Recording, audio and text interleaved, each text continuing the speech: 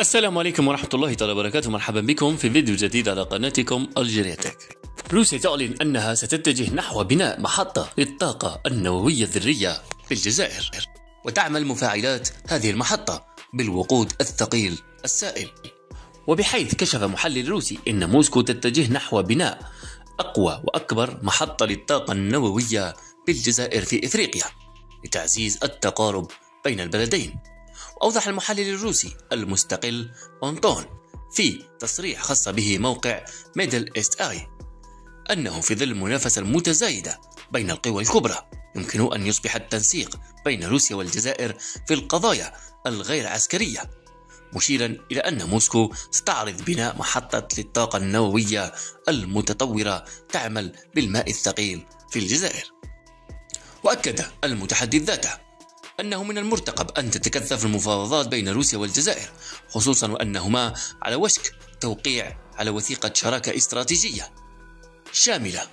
والتي تتضمن بالتأكيد قضايا التعاون العسكري والفني حسب قوله. وللإشارة فإن الجزائر موقعة مع الشريك الروسي شراكة استراتيجية للتعاون العسكري، لكن هذا التوقيع الثاني سيخص تصنيع العتاد العسكري الثقيل في الجزائر مع نقل التكنولوجيا العسكرية. أوضح المتحدث أن موسكو ستتخذ خطوات لإظهار أن الحرب في أوكرانيا لا تؤثر بأي شكل من الأشكال على موقعها في المنطقة، خاصة مع علاقتها بالجزائر أو على صادراتها العسكرية لهذا البلد. وقال أيضا أن الجزائر تبنت موقفا مؤيدا إلى حد ما لروسيا في الوضع مع أوكرانيا، وهو ما يلقى صدى لدى موسكو والرئيس الروسي فلاديمير بوتين، وتستعد لأن تصبح أكثر نشاطا في منطقة الساحل، وأن روسيا مستعدة لتزود الجزائر بأقوى المقاتلات الشبحية وأقوى الصواريخ الباليستية وآخر ما أنتجت التكنولوجيا ومصانع التكنولوجيا العسكرية في روسيا. وقال أن الجزائر تحظى بمكانة قوية في روسيا عكس الشركاء التقليديين الصين والهند، وبحيث قال أن روسيا لم تورد بعض الأسلحة ذات التكنولوجيا العالية إلى الصين والهند، لكن الجزائر لا خوف عليها، فما أنتجت وآخر ما أنتجت روسيا من الأسلحة المتطورة تمدها إلى الجزائر. وهذا ما يشير إلى الثقة العمياء التي تضعها الإدارة أو الحكومة الروسية في الجزائر أو الحكومة الحاكمة الآن في الجزائر، وحتى على مدى السنوات السابقة. وبحيث ذكرت تقارير إعلامية روسية أن الرئيس الروسي فلاديمير بوتين تعهد بحماية حلفائه من أي هجوم عسكري نووي سيتعرضون لها، ويشمل هذا التصريح الجزائر. وكما ذكرت صحيفة القدس العربي أن خطاب الرئيس الروسي أمام الجمعية الفيدرالية الخميس الماضي باستعداده بلاده للرد بالنووي على أي هجوم يتعرض له حلفاء موسكو يعتبر تحديا حقيقيا للغرب طبقته موسكو نسبيا في حالة الجزائر في صيغة مختلفة بتزويدها بأسلحة جد متطورة مثل صواريخ S-400 وصواريخ اسكندر التكتيكية.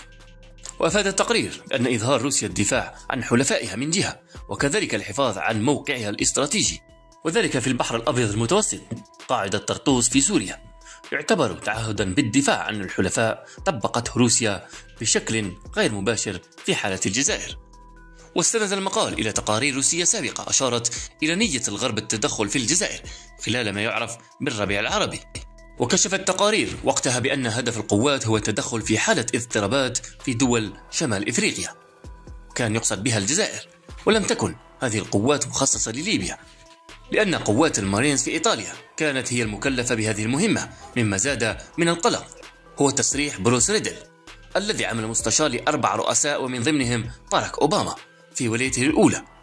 قد صرح في ندوة في معهد ريبال وذلك للدراسات الاستراتيجية في مدريد أن الربيع العربي سيجري في الجزائر عما قريب.